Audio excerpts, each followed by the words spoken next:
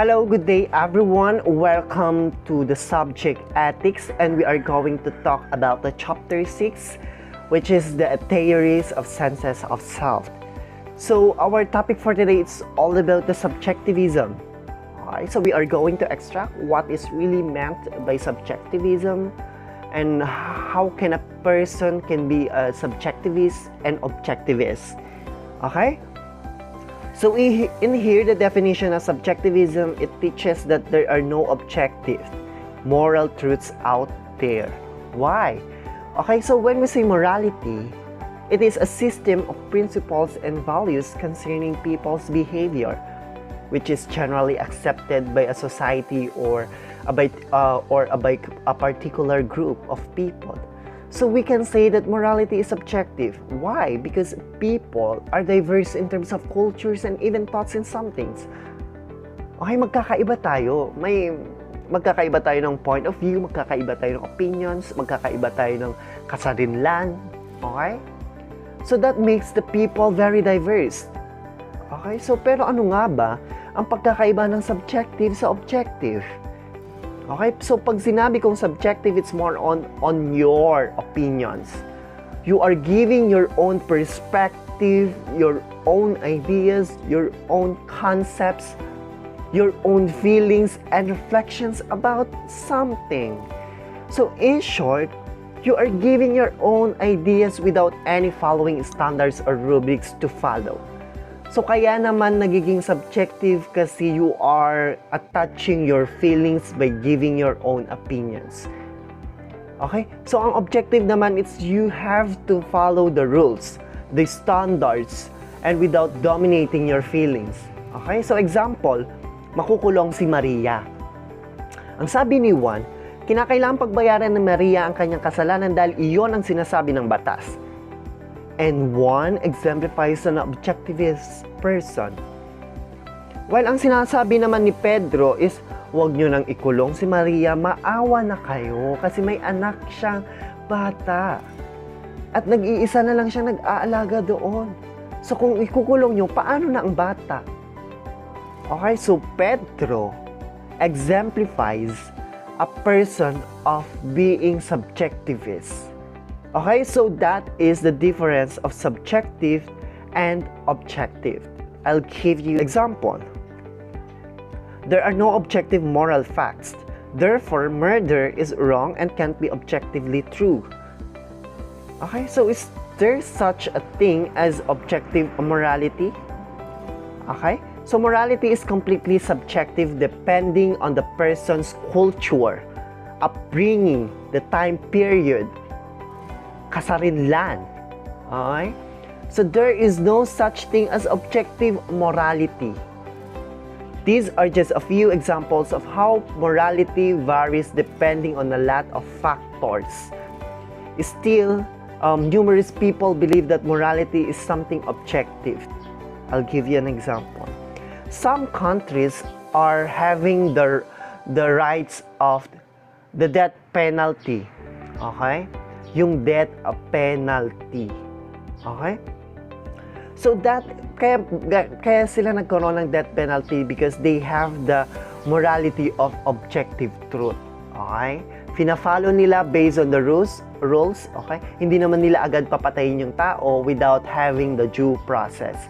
Sa Pilipinas kasi hindi natin pinapabor ang death penalty because ang pagpatay isang kamalian, mga ganyan. And then we are favoring about the life sentence. Okay?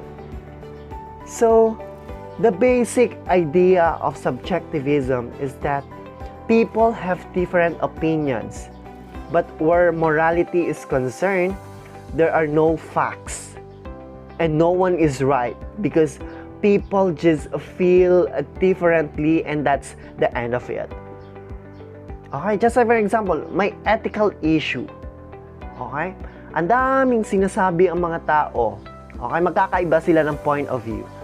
Okay? So the morality is nagiging subjective siya because they are attaching their feelings. Okay? So kaya lang naman nagiging ang morality is objective is may fina-follow tayong constitution, may fina-follow tayong rules, at mayroon tayong fina-follow na standards. Okay? So lawyers are one of the concrete examples of objectivist person. Okay? So example is many forms of subjectivisms go a bit farther and teach that moral statements describe how the speaker feels about a particular issue. Okay? So try to give your ethical feelings about these issues.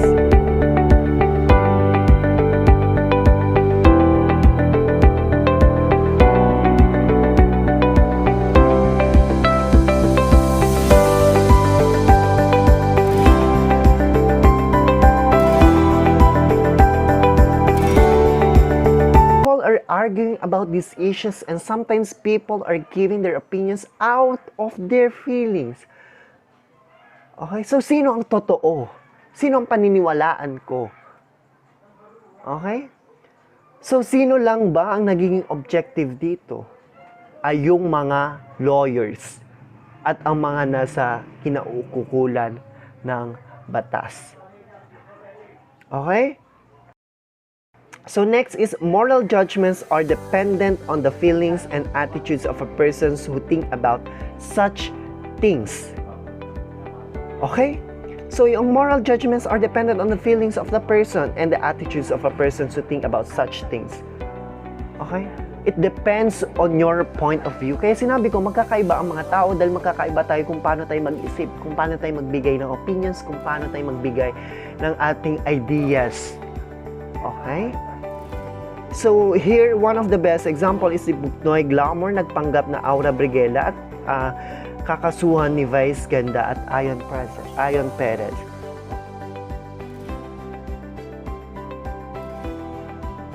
Okay, some people would say na siguro nagkamali lang si Buknoy dahil ganito, ganyan. Okay? Kailangan kasuhan si Buknoy dahil ganito, nalabag niya ang batas na ganito, ganyan. Okay?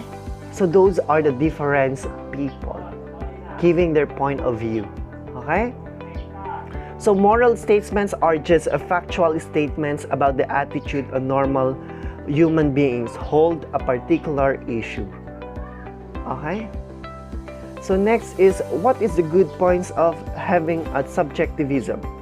First is reflects the subjective elements of morality. So it reflects the close relationship between morality and people's feelings and opinions. Okay, so indeed, it can cope with the contradictory moral views we often find ourselves wrestling with. Okay, so reflects the evaluative elements of moral statements. So moral statements in everyday life makes judge lying is a wrong. So the factual statements cats have a far. Okay. So we should always be having the judgment rightly. Always rightly dapat ang judgment natin. Hindi yung palagi tayo nagsasabi ng kamalian. So next is shows that moral judgments communicate disapproval. Okay, so it reflects the communication of approval and disapproval. So paano natin malalaman kung paano nagdi-disapprove or nag-approve ang isang tao? Okay, so if one person has an idea or has a concept that are really oppositive doon sa sinabi mo. Okay? Just like for example, ang ganda-ganda ko, yun ang sinabi ko. And some people will say, hindi ka maganda kasi ganito, ganyan.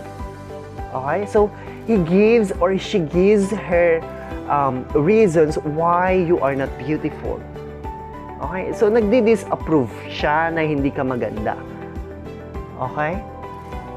So, some people kasi na nagdi-disapprove sila without thinking or without knowing your side. Okay? So, they are giving their arguments on one-sided lang. Okay? One-sided lang sila nakatingin at hindi na nila tinitingnan yung mga ibang perspective ng ibang tao. Okay? So, we should always be open-minded. Okay, kinakailangan dapat tingnan din natin ang point of view ng iba bago tayo magbigay ng mga arguments or bago tayo mag-reason out doon sa idea na yun. Okay? So that's why si Rafi Tulfo, he always gives the chances or the opportunity dun sa two opponents na mag-ibigay ang kanilang arguments. Diba? Para makapag-decide sila kung sino ang tama at sino ang mali. Okay? That's why ang sa Supreme Court natin, okay, bago hahatulan ang isang tao, is kailangan dapat malaman yung statement ng kabila at kailangan malaman din yung statement ng kabila. Diba? Kaya bago sila mag-judge whether that statement is good or wrong or tama bang na mabaverdict na guilty yung isang tao or hindi. Okay? So, may clarify what people are arguing about. So, subjectivism may enable people disagreeing over the rightness or the wrongness of some issue. Okay? Reflects the persuasive intentions behind the ethical discussions. So, subjectivism may also enable people engaging in moral argument to realize that they are not arguing about the objective truths but trying to persuade their opponent to adopt their point of view. Okay, ang mga tao kasi is they are trying to persuade na sila ang tama. Okay, tama ito, kailangan mong paniwalaan. Okay? So they are seeking the attentions of other people na paniwalaan siya dahil yun ang point of view niya. Okay? So which is not good to everyone na kailangan paniwalaan ka ng ibang tao.